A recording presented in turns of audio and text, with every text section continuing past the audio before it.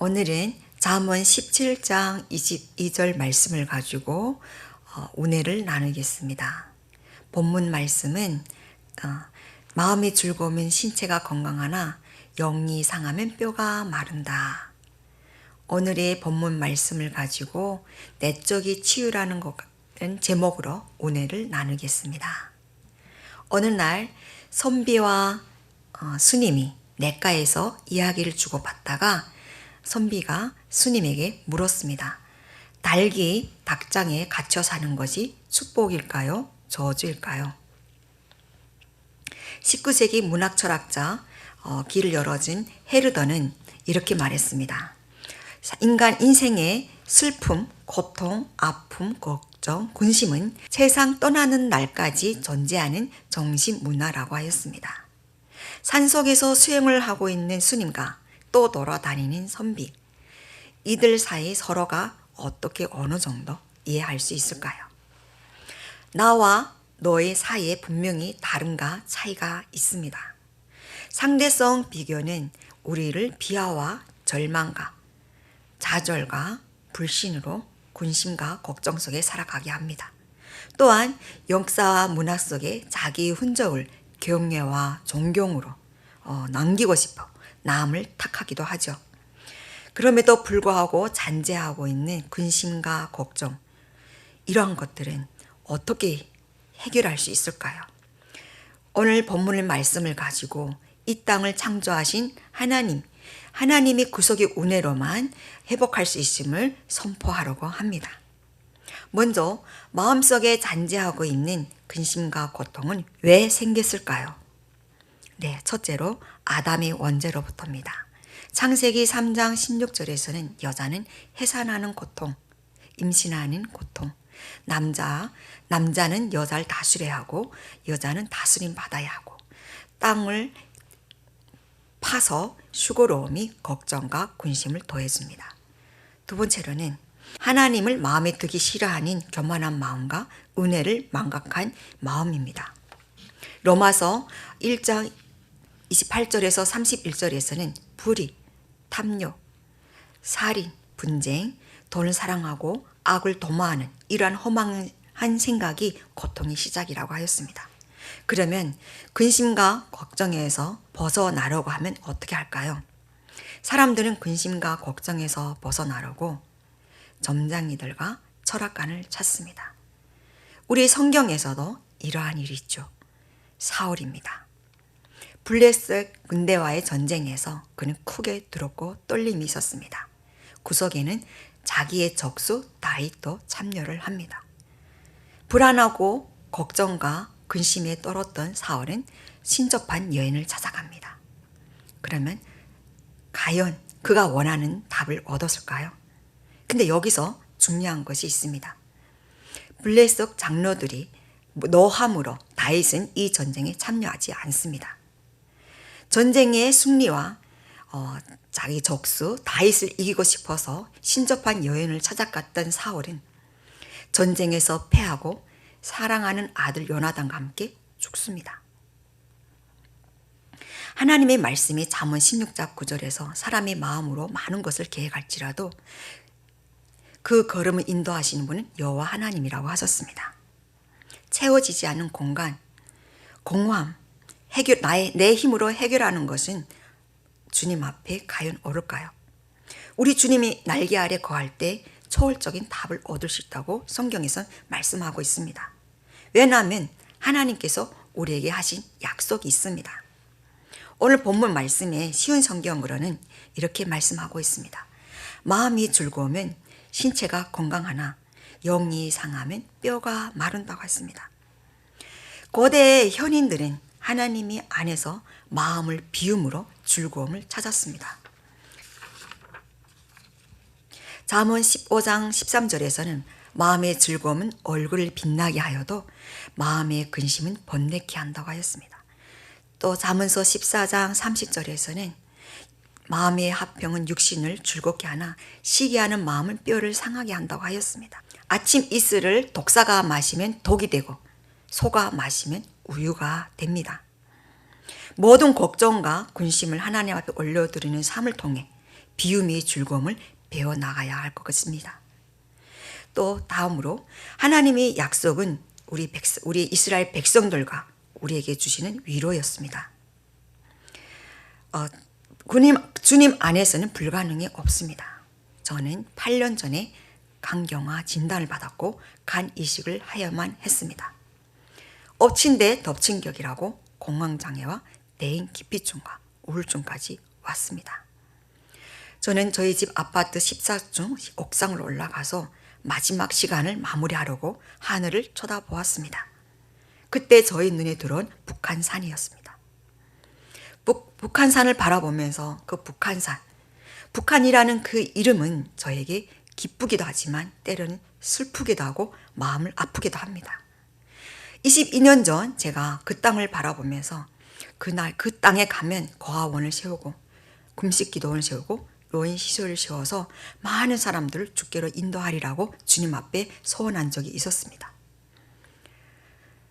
눈물조차 나오지 않아서 하늘 쳐다보며 마지막 시간을 마무리하려고 했던 저희 마음 가운데 우리 주님께서 다시 찾아오셨습니다. 성령님이 인도하심에 저는 신학의 길을 가게 되었습니다. 저는 그곳에서 하나님께 예배를 드렸고 믿음으로 나아갔고 저희 가족들은 신앙으로 회복되게 되었습니다. 그분을 신뢰함으로 그분을 예배함으로 믿음으로 나아갈 때 저희 가족의 회복과 함께 가출했던 딸과 사야의 관계에서도 주님께서 화평으로 회복시켜 주셨습니다. 나의 자아를 깨뜨리는 성령님의 만지심이 있었던 것입니다. 우리를 사랑하사 죽기까지 자기 자신을 버리신 부활의 주님의 십자가 사랑은 저에게 세상과 비교도 훨씬 평안으로 축복하여 주셨습니다. 믿음의 기도는 병든 자를 구원하고 주께서 저를 일으키시니 혹시 죄를 범하였지라도 사하심을 얻는다라고 주님께서 약속하여 주셨습니다. 그렇습니다. 하나님의 약속에 대한 믿음과 신뢰로 일어났습니다. 회복되었습니다. 히브리어로 심령은 루하우, 호흡, 바람, 분노, 생명을 말합니다. 뼈는 히브리어로 게렘, 자신, 바로, 강함입니다. 그러면 심령과 뼈는 나 자신에게 있는 것입니다. 나 자신에 따라서 달라지기도 하고 긍정적으로 부정적으로 나타나기도 합니다. 잠언서 12장 25절에서 근심은 사람의 마음에 이르면 그것을 변내게 하나 선한 말은 그것을 즐겁게 한다고 말씀하셨습니다. 선한 말, 선한 행동, 지혜로운 혀, 지혜로운 마음, 주님의 날개 아래 하나님의 은혜 안에 거할 때 성령의 역사하심이 일어납니다. 우리는 우리를 사랑하신 이를 믿고 모든 짐을 내려놓는 비움의 훈련이 필요로 합니다. 마태복음 11장 28절에서 수고하고 무거운 짐 자들아 다 내게로 오라 내가 너희를 쉬게 하리라. 30절에서 내 명예는 쉽고 내 짐은 가벼우니라고 주님께서 말씀하셨습니다. 모든 것을 주님께 의지하고 의뢰할 때 모든 근심은 노임을 받습니다. 역대상 야베스는 주님 앞에 기도를 하였습니다. 야베스 이름은 고통입니다. 히브리어 사람들은 지금도 야베스 하면 고통으로 상기하고 있다고 합니다. 그의 어머니가 그를 낳을 때 고생스럽게 낳았다고 하여서 그렇게 지었다고 하는데요. 과연 당사자인 야베스는 어떤 마음이었을까요? 야베스는 하나님께 모든 것을 맡기고 하나님 섭리 아래 나아갈 때 모든 것이 회복된다는 것을 깨달았습니다. 그는 기도하였습니다. 이스라엘 하나님이여 아뢰어 내가 이르되 주께서 내게 복을 더하여 주시고 지경을 높여주시고 한난과 근심에서 벗어나 근심이 없게 하옵소서. 이러할 때 주님께서 이 모든 걸 허락해 주셨다고 야베스는 믿음으로 고백하였습니다. 그의 고통스러운 자기의 삶은 하나님의 섭리를 통해서 믿음의 기도를 통해서 더 이상 고통을 당하지 않는 것임을 알았습니다. 그는 믿음의 기도를 통해서 자신의 삶 가운데 이루어지는 가치와 능력, 새로운 지혜를 얻게 되었습니다. 그는 자신의 한계를 주님 앞에 올려놨습니다. 그는 자신의 한계를 인정하였습니다. 약속의 하나님의 말씀에 의지하여 하나님께 구하였습니다. 근심은 성공한 사람들에게 또 더 많습니다. 성공한 사람일수록 근심과 걱정이 계속되고 더해 갑니다. 사울이 신접한 여인을 만났듯이 말입니다. 그러나 야베스, 다윗, 요셉, 다니엘은 신앙의 열정과 믿음으로 하나님께 더 나아갔습니다. 정리해 보겠습니다. 고대 현인들이 하나님의 은혜 안에서 비움으로 즐거움 찾았습니다. 또 위로하여 주시는 하나님의 약속을 붙잡고 믿음으로 나아갔습니다. 하나님의 말씀은 우리에게 지혜를 주며 능력을 주며 세상을 넉넉히 이기게 하는 능력이 있습니다. 세상과 비교도 할 수 없는 평안으로 야베스뿐만 아니라 사방의 우겨 싸움으로 질병으로 쌓였던 제가 주님 앞에 나아갈 때, 믿음으로 나아갈 때, 순종할 때